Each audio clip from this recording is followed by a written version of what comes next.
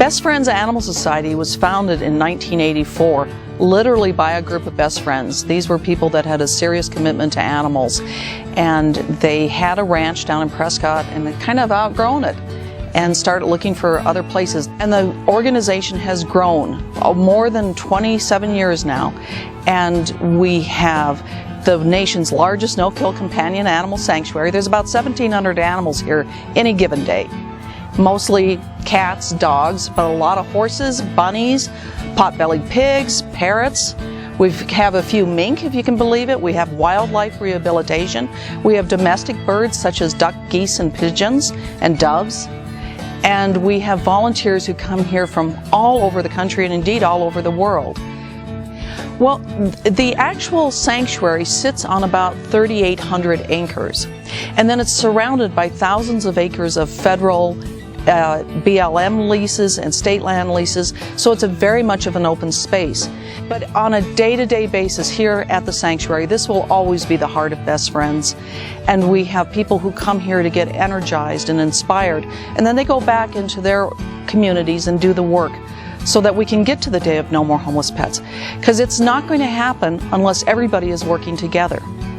And we need donations on a daily basis, and the average donation is about $43, if you can believe it. Of course, there's larger ones and now some grants. And then thanks to corporations like American Nutrition that donated dog and cat food to us, we can do so much more.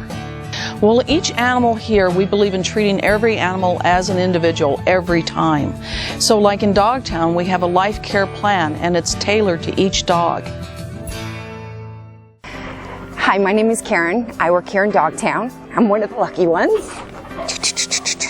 I've been at Dogtown about 4 years now, and I've been lucky to work in several different areas here at Dogtown, working with all sorts of wonderful kids, whether it be some of the green collar dogs or some of the red collar dogs. I've had the privilege of working with many of them.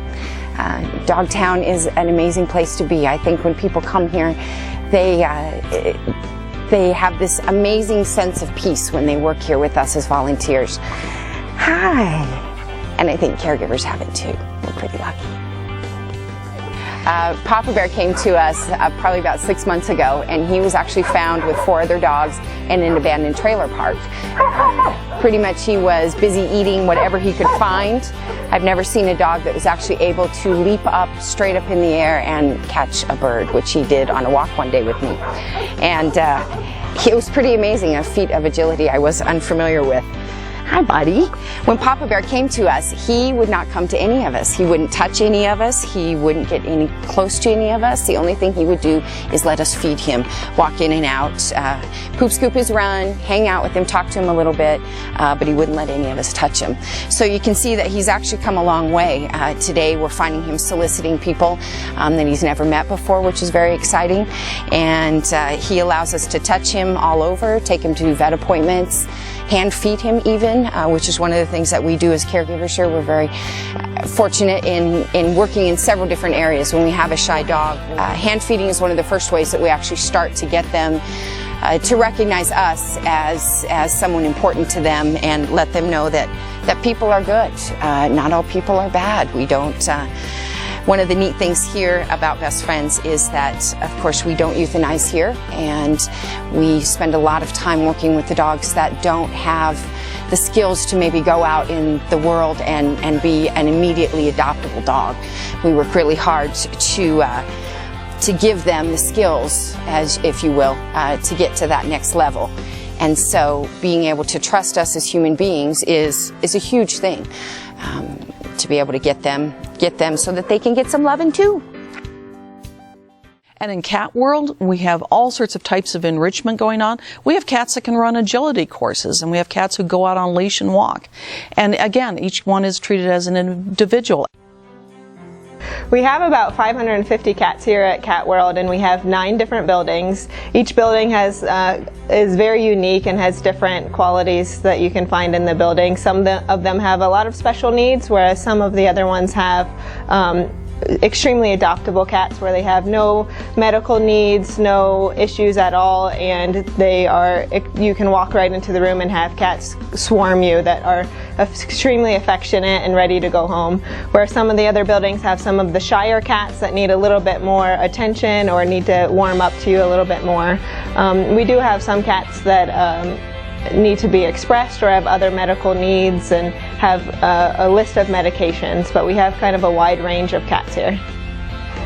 There's a common misconception that when cats are diagnosed with the feline leukemia virus that it's a death sentence, which we've had cats live here to be 21 years old. And we've had 6 cats already adopted out from Kalmar this year so far, and most of them are doing well and don't have any other health issues. We usually try to keep the stress level low, and usually when they get in a home environment the stress level is low because they have a smaller number of cats and the same people and routine, and therefore they can live long, happy lives. And in a sanctuary setting where we can make a lifetime commitment to each animal, we have the time, and thanks to our generous donors, we have the resources to help these animals and to show what's possible.